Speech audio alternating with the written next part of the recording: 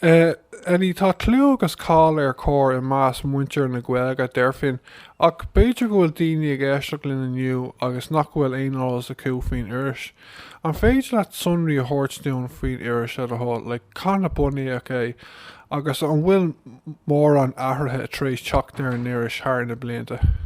Well, dar ná ní mé an a hús an ní cinnte cad sa tarla ó hin ach tá buíoch an iris in níide carcadó. Yeah, so is dram is go bhistam is grúpa miléin nu daine bhí buinte leis an ollscoil a thosaí ar dús agus mar sin tá nasc leis na hallscoile le mar sin tábhachtach den iris. Ó hús is iris litrathe agus políocht agus tuairimíocht agus cuasaí ratha bhí gceist. Agus go fóil is le iris litríochta agus le iris políocht nó cuasaí ratha agus mar sin de. So bín measc an de litríocht agus cuasaí ratha I ngach agran.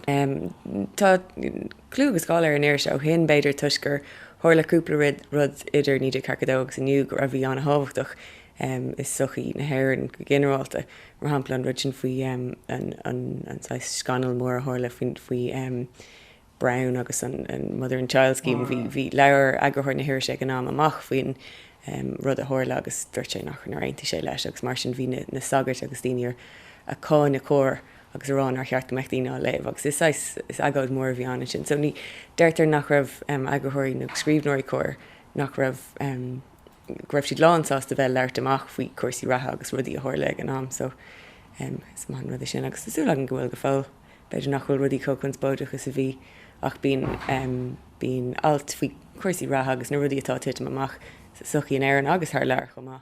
Tháinig mé an agrán dhearnachta bhar iris bhí pe mór ar bunú títe cahar nach raibh. Bhí is agrán speisialta bhí agus go minic is bíon agrán nó mór agrán speisialta agin bunathe ar héime bháin.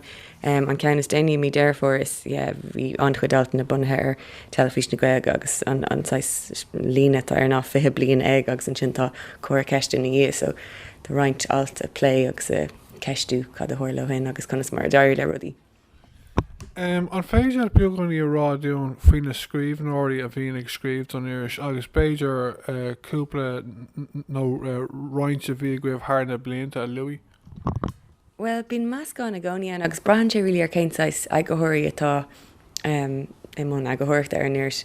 Faoi láir tá meascán mór bín ní hé ghfuil colún ratha a ggéanana na fuile athríd siad gach agrán in riire. Bín alt fuile ag an duine anana seo an cúig go colóní agus nílas a ggéanana cé héanú hí ach is alt a bhín an gach mí. Ní mé cínte, bhí níos go bhaintach an sin cloisian rud ag an eile, so ní mé omlá cínte. Ach is alt leúna ché sin seachas sin bína lehéadí le mór ar seoir na Ghaeilge dína cos le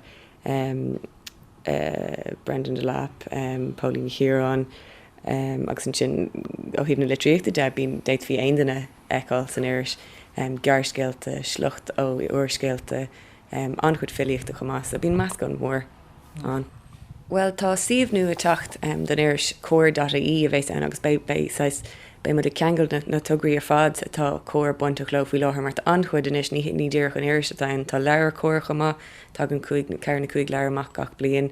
Tá portráidí leabhar cóir, is fáilte thuair leabharmud chumá agus tá anchuid leabhar agin ar an siomh agus bé in san siomhnú seo cóir.í.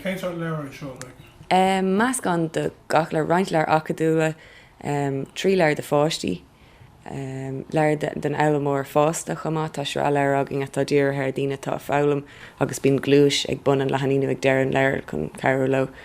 Sais folklór elam agus nú na leabhar héiscint bín tá sreá chumá, sreá speisialta do den ilíocht so tréad na filiíochta agus bín tá ceir leabhar agin sa sreá sin faoi láthair an ceann is daoine na tíreagracha le colm branach. Agus seachas sin inis tá leabhar cóir an sin tá portráid in scríbhnóirí Ghaeilge atá amach líana agus tá anchuid caiintear sin na meán. An leir sin faoine na portráidí na scríbhnóirí ach beidir go leir Catriona faoi sin níos mó. Ní bhain go cóir ach tá cóir óg inis sin, so is iris é seo do ghoine ógus na bhaint am anscoilna agus is siad na daltaí is scríbhann an tábhar ar fad, so chuann siad scéalta, cartún, green graph gachsáis rud alt léirhheasna ar fáil den iris agus an sin chuirtear gló an tábhar seo gá ó an aine bliana agus an sin teol mud amachchuig na scolann i fadaí. Tá mátá scolar be atá géisteach agus ní múntar be atá géisteach agus gur bháil ó bheith póirteach le sa rud seo sa tugra chóir óg is fiúdamh alt agus rudí mar sin óna daltaí a churchogging ag iriscóir@gmail.com agus an sin chuirna sé ráid chuig an agathir áí glunne tam agathir ar chóróg fao láthair agus tá si déanamh an job mar sin bhrálan de meich níos mó scoil na póirteach agus de meich cópanna á lurg ag éon scoil ní gá ach riomfosta churchogging. Ínta an smaoine bheith seo ag can thosaigh si bh déanana bheith seo? Se 3 bliana hinna thosaíoch é fáin mud muoinú ó cág cóirlamm gréascáilíochta so is deisíntaach é do chóir go meich agrán agin do ghuioine óga. An 6 smaoine bhí an ná go meich aithna in sin ag na daltaí sa manscoil na ar an iris agus an sin amachchanteo go méidir meach sé macu an iris do ghuioine fásta dearmúd a léamh agus a rénas go meich. Bhfuil costas ag baint gná? Faoi láthair níl tá mud a chuirmach ar an eisce chuig na scoilna so sinna fá go mé gur an scéile scap agus an sin. Bhfuil sé ag seola le cópa máin don na scoilna choir? Tu gná bart chuig gach scoil so is ag bra ar an scoil chumúd beidir níos mó chuig na scoilna mór ní scoilna nach chur an ábhar chugging an go bhaith gach cean na daltaí cóp. So bíon cópa bháin ag gach daltas in rangna a mén? Má scríbann tíomh ábhar jo siad cóp cínta ach seacha sin beidir nach meach ní bheith dóhanna go rang man bhfuir mud iiritas faoi le bí mud gurí iad scapar an méid smó scoilna gur féidir. Ach tugtar tálaí beagad is na tálaí scríbhnúir a beagad is na daltaíonn sin chun ar muochas é. Agus féidir na hála fótocapáil rénos? Déit fi nó beidir gur fearáis scéile chur chugging agus go bhéiteigh mud cópanna chur chuig an scáil. Or tá si go deas date agus tá picúí agtíomh anna deasna an tú. Ok, Marachil scór an féidir insin dún féin Jackrock atá go do gweagóirí a ggéirsteach líon aniu maidir le cór agus an féidir na háitina ina féidir teachta cór ceannach a luí le a thug. Well, an bailachas ééis go cópanáil de chóir na síntaáil tá féidir síntaáil ar €7 má tá tú an éan agus an sin tú an iris ar lena dúirse gach mí nó €9 má tá tú heileir agus tá síntaúir agin ar fud na crunne a dtíine san Iorua a dtíine san Astráil a dtíine sa Filipíní tá sagart sa Filipíní fiú. So sin bailachas éisce sin tá síntaí speisialt agin de miléin fi láthair ar €4 agus is leas gan anhaéis sin. Ní clúdann sé fiú costas puist. Ach seachas sin is féidir é cheannacht is siopí ar fud na tíirecha má anchuid siopí ísan Sráidí Chonal, Hodges Figus, Charlie Burns, antá listas na siopí ar an siomh chumá agus ar lehanach Facebook.